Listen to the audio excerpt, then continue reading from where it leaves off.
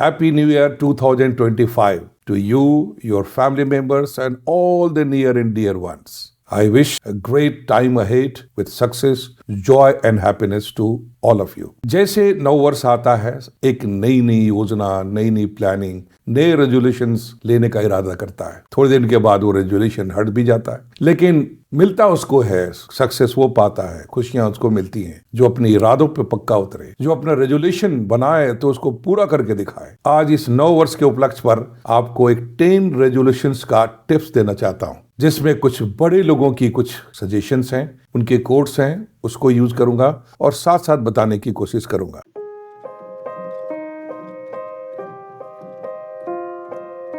First, knowing yourself is the beginning of all wisdom. Aristotle का कहना है कि खुद को जानना अपनी पूरी बुद्धिमत्ता की शुरुआत है, उसकी नींव है। आमतौर पे इंसान के साथ सबसे बड़ी प्रॉब्लम होती है, पूरी दुनिया को जानना चाहता है लेकिन खुद को जानने का समय नहीं निकाल पाता है। लेकिन बुद्धिमान वही होता है, प्राप्त वही करता है अपने जीवन में, आगे वो बढ़ता है जो खुद को समझने का समय निकाले। क्योंकि जो हम अंदर होते हैं, जितना अपने आप को समझते हैं, उतना ही ज्यादा हम दुनिया को भी समझ सकते हैं। इसलिए खुद पे समय बिताना चाहिए, खुद को समझना चाहिए, आत्मचिंतन करना चाहिए, इंट्रोस्पेक्शन करना चाहिए और हमेशा इवैल्यूएट करता रहना चाहिए कि मैं क्या सोच रहा हूँ, हमारी अगली मंजिलें क्या होंगी, मैं किस लेवल पे अभी हूँ, हमारी अच्छाइयाँ क्या है, हमें कमियाँ क्या है, जो कमियाँ है उसको सुधारना है, जो अच्छाइयाँ उसको और मजबूत करना है। और इस तरह से जब अपने आप को हम जांचते रहते, देखते रहते, तो हम अपने जीवन में खुशहाली के साथ बढ़ते रहते हैं। The second resolution,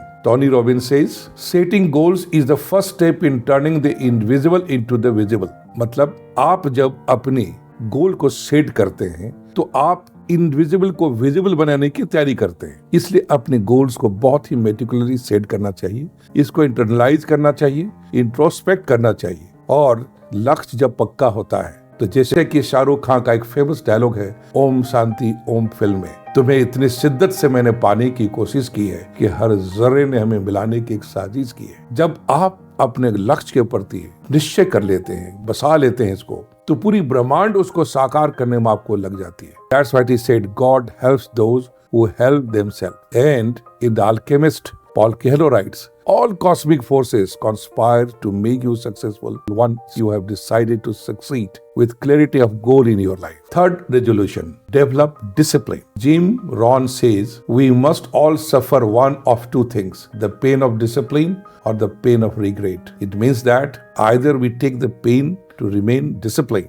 Everything which we do in discipline, it seems pain in the beginning, but then gradually it becomes habit. But this pain is acceptable. If we don't want to face the pain, bear the pain of suffering, then it's better to remain disciplined in life. So there should be a resolution that I lead a life of discipline. If we have missed in the past, in the last year or the previous year, we can take place now to have a disciplined life, when to get up, when to sleep, when to do which work, how to be disciplined, our communication, relation, talk, everything.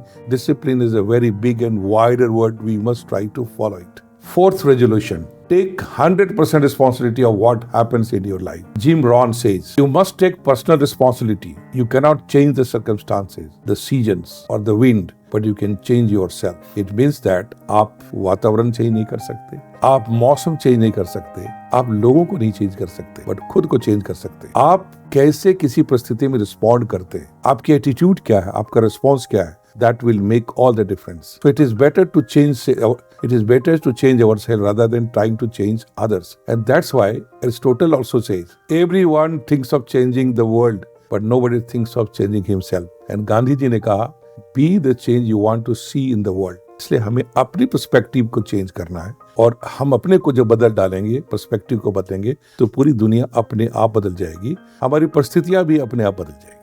The fifth resolution, overcome fear. Fear is the greatest enemy of man. Alexander says, conquer your fear and you will conquer your death. Fear of failure becomes the real reason of the failure. क्योंकि यदि आपको failure नहीं चाहिए तो आप failure के बारे में डरना सोचना बंद कर दीजिए। आप अपना फोकस लगाइए मंजिल को प्राप्त करने में। कोई भी बड़ी से बड़ी मंजिल दूर नहीं है जब तक कि आप उसको मान ले कि मुझसे नहीं हो पाए। Nothing is impossible. Fear, ये आपका 6th resolution, learn continuously. Continuous learning is very important in life.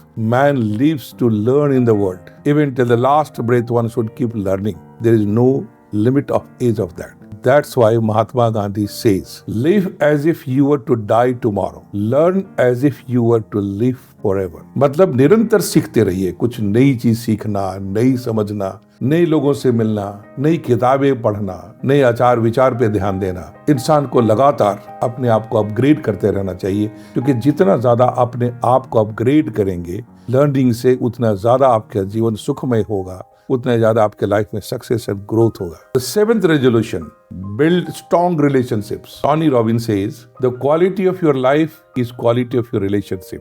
आपके जीवन की गुणवत्ता आपके संबंधों के आधार पर जांचा जाता है, उससे देखा जाता है कि कितने अच्छे रिलेशंस आप बना रहे हैं, आपकी जो एनवायरनमेंट कैसी है, आपके लोग कैसे अराउंड, उससे आपकी पहचान होती है। A person is known by his association. It's an old saying. इसलिए बी सेलेक्टिव, बी केयरफुल कि आपके लगातार मुलाकात किससे हो रही, किस तरह के लोग हैं। यदि आप नेगेटिव लोगों के बीच में रहेंगे तो नेगेटिव चीजें ही पाएंगे, और अच्छे लोगों के बीच में रहेंगे तो अच्छे पाएंगे। इसलिए कबीर ने कहा है, कबीर को संग न कीजिए, पाथर जल न थिराए, तदली सीप भुजंग मुख, एक बूंद तीर भाई। का मतलब है, यदि आप गलत संगति में रहेंगे तो आपके साथ वैसे ही होगा जैसे कि पत्थर के नाव को देखकर सोचता है इंसान कि दरिया क्रॉस करना आसान है, ज्यादा अच्छा होगा, लेकिन जिस प्रकार से पत्थर का नाव तैर नहीं सकता, उसमें क्रॉस नहीं कर सकता, आपको परमानेंट लेके डूब जाएगा। उसी तरह से कुछ संगति होती है कि देखने में, बातचीत में आपकी कुछ संगति ऐसी लगेगी कि ये तो मेरा हमदर्द है, समझने वाला है, लेकिन वो लेके डूब जाएगा। संगति के बारे में आगे समझाने के लिए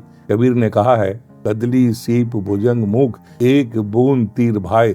इसका मतलब है स्वाति नक्षत्र का एक बूंद यदि वो सिप में गिरेगा तो वो मोती बनेगा, वही यदि केले के पत्ते पे गिरेगा तो कपूर बनेगा, लेकिन यदि वही बूंद सांप के मुंह में गिर गया तो वो विष बन जाएगा। इसका मतलब है आप अपनी बात किस प्रवृत्ति के व्यक्ति को कह रहे हैं। यदि वो सिप की प्रवृत्ति का होगा तो आपके जीवन में चाहे कितनी भी परेशानियां हो, दुख हो, उसको एक अच्छे मोती के जैसे बना के देगा।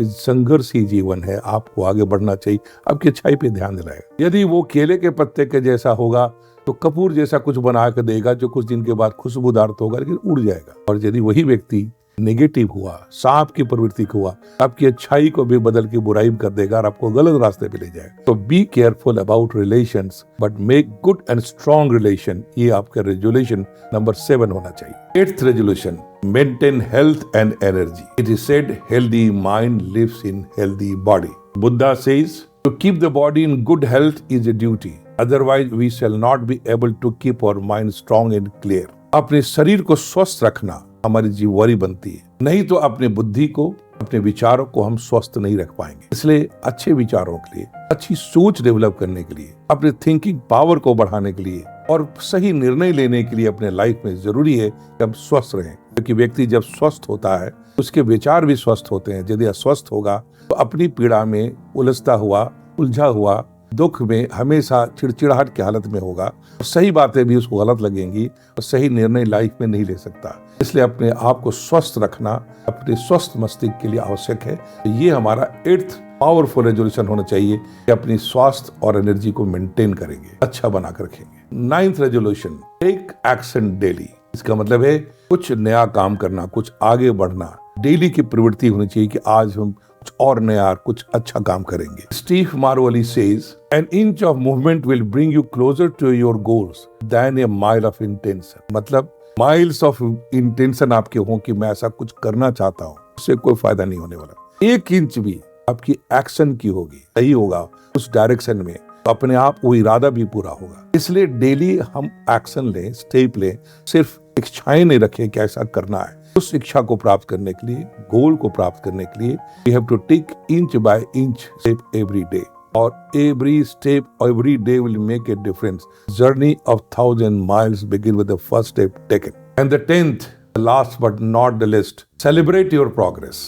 अपने प्रोग्रेस को सेलिब्रेट करना, उसका उत्सव मनाना, छोटे छोटे सक्सेस पे सक्सेस मनाना इंसान के लिए सेल्फ मोटिवेशन के लिए बहुत इंपॉर्टेंट होता है। A great renowned football player Miam Ham says, celebrate what you have accomplished. Raise the bar a little higher this time you succeed. इसका मतलब ये है कि हर सक्सेस के बाद सेलिब्रेट करो, लेकिन जब सक्सेस प्राप्त करो अपनी टारगेट का बार थोड़ा सा और बड़ा कर लो। इंसान को असल कंपटीशन खुद से होना चाहिए। मैं अपने ही रिकॉर्ड है उसको ब्रेक करूंगा और बढ़ूंगा। ये जो चाहत है आपको प्रोग्रेसिव बनाता है, आगे बढ़ाता है और आप ऊंचे से ऊंची मंजिल प्राप्त करने के लिए योग बनते जाते हैं। इसलिए celebrate and also make higher targets and goals in your life. Achieve it, then move on and again enjoy. Let it be a continuous process. I hope आप इसको आप सही ढंग से, ईमानदारी से अपने जीवन में उतारेंगे और इसका भरपूर फायदा उठाएंगे। और ईयर 2025 आपके जीवन का एक शानदार माइलस्टोन बनेगा। आपके success, happiness and joy in your life. And once again, I wish you all a very, very happy new year 2025.